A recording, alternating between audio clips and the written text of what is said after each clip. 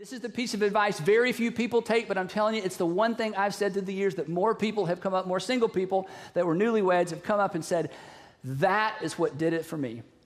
I want to suggest to some of you single guys that you go home and you get your BlackBerry out or your calendar out or your iPod out or however, or your iPhone out or however you do your calendar and scroll ahead to 1 year from today and make an appointment on the calendar that says, resume dating. Resume dating. You need to take a year off. The reason I start the book with my journey and not just these are things I learned, because I wanted people to relate to it. I wanted people to see me as relatable, as a human, as, you know, someone may be out there, but it doesn't mean that they're perfect. And in this world of social media, a lot of people try to portray that I'm perfect or I have it all together. And we don't. And I don't have it all together. And if somebody else is out there struggling in their private corner, wondering if it's them alone doing this, it's a message to say, no, you're not. And so what I want people to realize when they read the book is there's someone else out there going through what you're going through. And if they can have the strength to believe in God, for God to carry them to another place, then he can do it for you as well. I thought it was extremely well written. And you could understand it. The words and the language that was used was just clear, simple, all the similes, all the metaphors, all the teaching, the wisdom. It was a really good book. But my favorite part was the transparency. Like, you see the author's journey throughout the book and you can connect with her on so many levels. And so I think for me, that was the best part, the transparency of it all.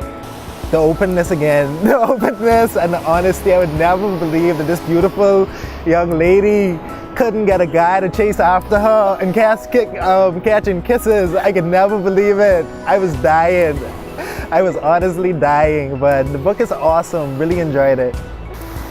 She's a young woman that's trying to find herself, and the good thing about it is that she caught it early. I hope that I did.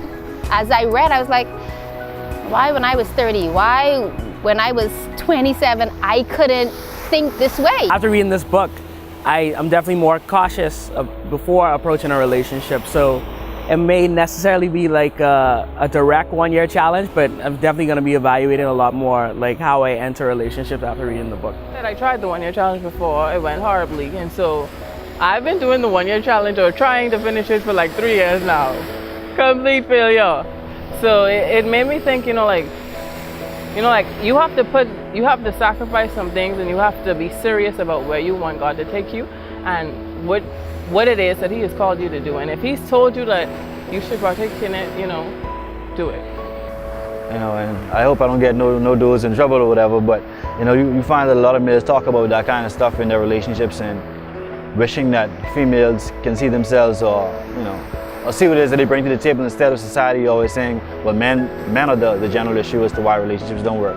We all need to take a deep look in the mirror and start with ourselves, because we can't change anybody else, we can only change ourselves. Seeing Corral as a kind of social media figure and someone who's really known in the community for all these things, it was kind of inspiring to see her be so translucent and upfront, because a lot of people like to go around with this image that they're so perfect and that they have it all together, and especially in this age of social media where everyone tries to depict that they have such a perfect life and perfect relationship and perfect relationship with God. It was good to see someone show that, hey, I'm human, it doesn't make me bad, I'm just a human being just like you. That I need to take a 1 year challenge. That's my lesson. I need to, but it's gonna take a little bit more prayer for me to get there.